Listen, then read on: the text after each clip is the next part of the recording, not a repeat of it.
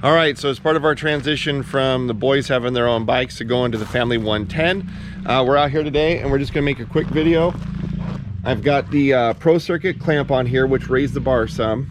And right now I have the stock handlebars on, and you don't have to do any cable changing for that.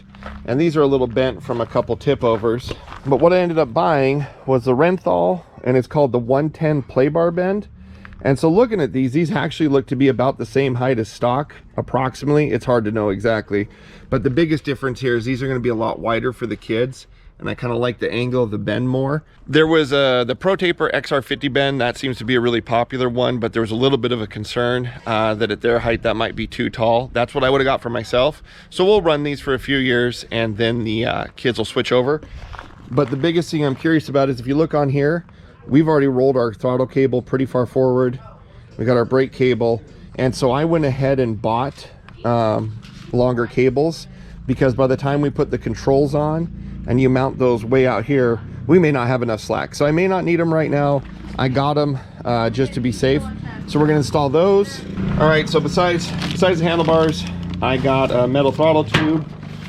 We got some protaper grips, and this is the other thing we got. So I have on order from Camera Drones Racing, new throttle body and the intake manifold. It hasn't come yet.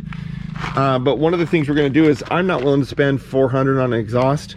So I just bought a tip, which will remove the spark arrestor baffle, which I'm convinced that's where most of your horsepower loss is anyway. They claim up to a 1/2 horsepower. With this, I don't know if I'll fully believe we're going to get a 1/2 horsepower until it's been tuned. But for today, we're going to go ahead and throw that on as well and see how it sounds.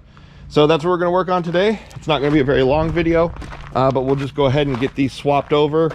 Easy swap, and then I will show you guys how the length of the cables are and if we need to swap them out. Okay, so looking this over, these bars really aren't any taller.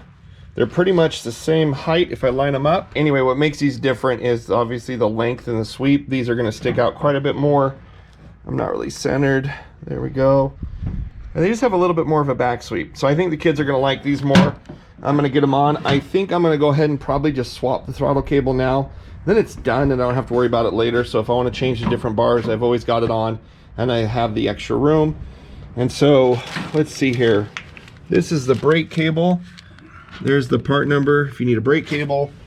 And then for the throttle, this is the part number for the throttle cable. Went with Motion Pro for both. Okay, I've got the handlebars swapped out, and swapping handlebars isn't a big deal.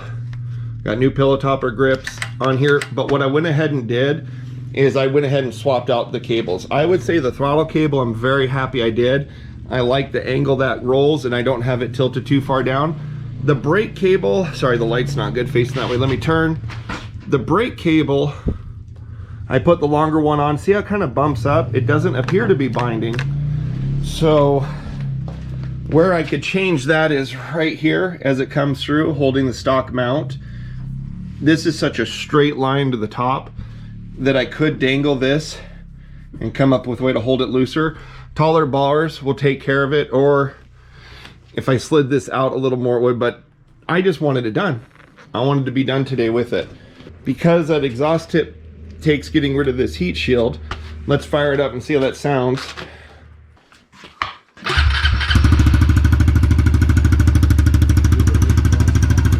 Yeah, that's what it sounds like before.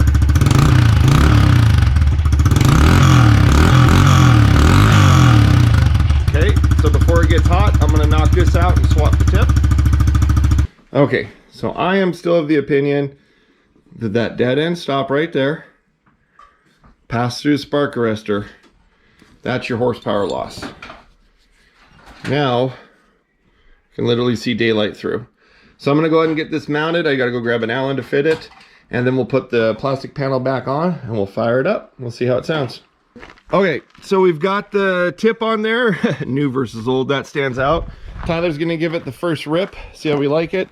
Those Pro Circuit bars, or the clamps, push us right into the number plate, so we're gonna have to cut that even more. But anyway, that's all side stuff. Fire it up, Tyler. It's really not that bad. Rev it up some. Sounds better. All right, takeoff for us, good. Rip it.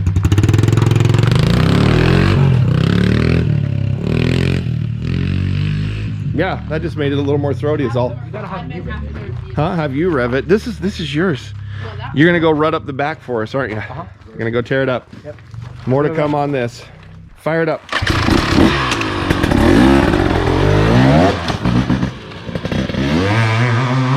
That thing's got so much power.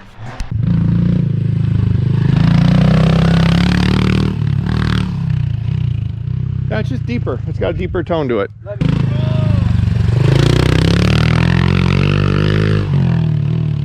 Okay, so Liam rode it, Tyler rode it. Everybody's happy with her. The handlebars are adjusted. I can't wait to get her extra 2.5 horsepower. Yep, and the next video we have on this, I've actually paid for the parts from CGR, Cameron Jones Racing, for the manifold, throttle body, and the intake tube.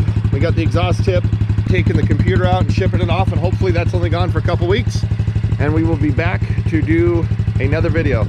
So Evan's gonna take a rip, but other than that, thanks for watching.